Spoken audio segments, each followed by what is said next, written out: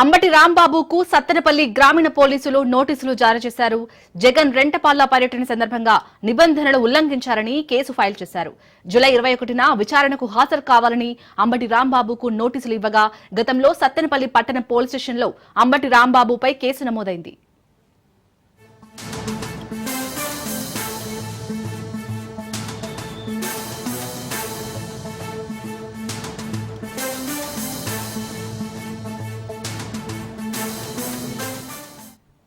అంబటి రాంబాబుకు సత్తెనపల్లి గ్రామీణ పోలీసులు నోటీసులు జారీ చేశారు. జగన్ రెంటపాళ్ల పర్యటన సందర్భంగా నిబంధనలు ఉల్లంఘించారని కేసు ఫైల్ చేశారు. జూలై 21న విచారణకు హాజరు కావాలని అంబటి రాంబాబుకు నోటీసులు ఇవ్వగా గతంలో సత్తెనపల్లి పట్టణ పోలీస్ స్టేషన్లో అంబటి రాంబాబుపై కేసు నమోదైంది.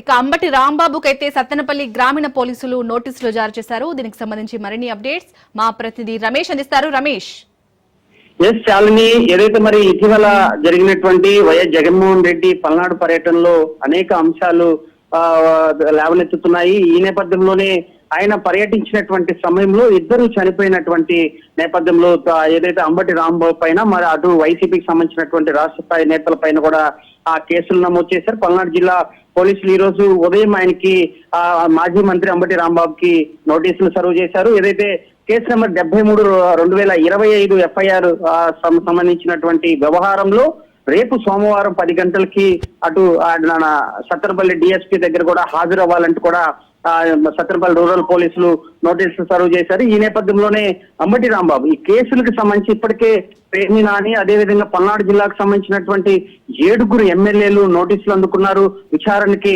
హాజరైనటువంటి నేపథ్యంలో ఏదైతే మరి ఆ రోజు ఇచ్చినటువంటి పర్మిషన్ వైఎస్ జగన్మోహన్ రెడ్డి పల్నాడు పర్యటనకు సంబంధించి నాగమల్లేశ్వరరావు సంబంధించినటువంటి కుటుంబాన్ని పరామర్శించడానికి వచ్చినటువంటి సమయంలో కూడా మరి జరిగినటువంటి ఘటనలు, అదేవిధంగా పోలీసులు ఇచ్చినటువంటి పర్మిషన్లు కూడా బేఖాతరు చేస్తూ ఇష్టారాజ్యంగా చేసినటువంటి ర్యాలీలు కానీ, అదేవిధంగా సౌండ్ సిస్టమ్ అటువంటి వ్యవహారంలో కూడా పూర్తిగా కూడా లాండ్ ఆర్డర్ కి ఇబ్బందులకు గురైనటువంటి నేపథ్యంలో దీన్ని పల్నాడు జిల్లా పోలీసులు చాలా సీరియస్ గా తీసుకున్నారు. ఈ నేపథ్యంలోనే అంబటి రాంబాబుకి నోటీసులు జారీ చేసినటువంటి నేపథ్యంలో రేపు విచారణకి హాజరయ్యేటువంటి అవకాశం ఉంది. ఈ వ్యవహారంలోనే అటు వైసీపీ చాలా తీవ్రంగా ఖండించింది.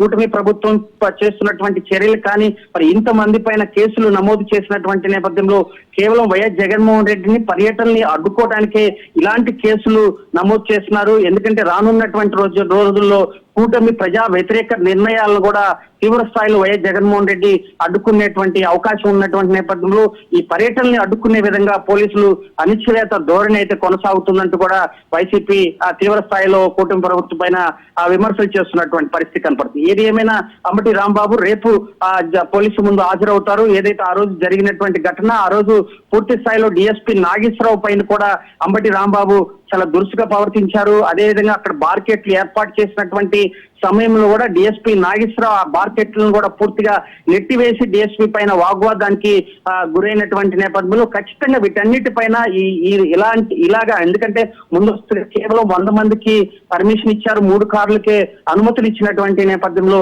ఇంత విధ్వంసం చేయడానికి కారణాలనే కోణంలో కూడా మరి విచారణ కొనసాగేటువంటి అవకాశం ఉంది. పల్నాడు జిల్లా పోలీసులు ఈ వ్యవహారానికి సీరియస్ గా తీసుకున్నారు. ఎందుకంటే ఆయన చనిపోయినటువంటి ఘటన కానీ, అదేవిధంగా ర్యాలీ జరిగినటువంటి వ్యవహారంలో కూడా పూర్తిగా కూడా మరి ఇప్పటికే వీళ్ళందరికీ కూడా నోటీసులు జారీ చేసినటువంటి నేపథ్యంలో ఈ కేసు ఎటువైపు దారితీస్తో కూడా చూడాల్సి ఉంది. చాలని రైట్, థ్యాంక్ యూ రమేష్.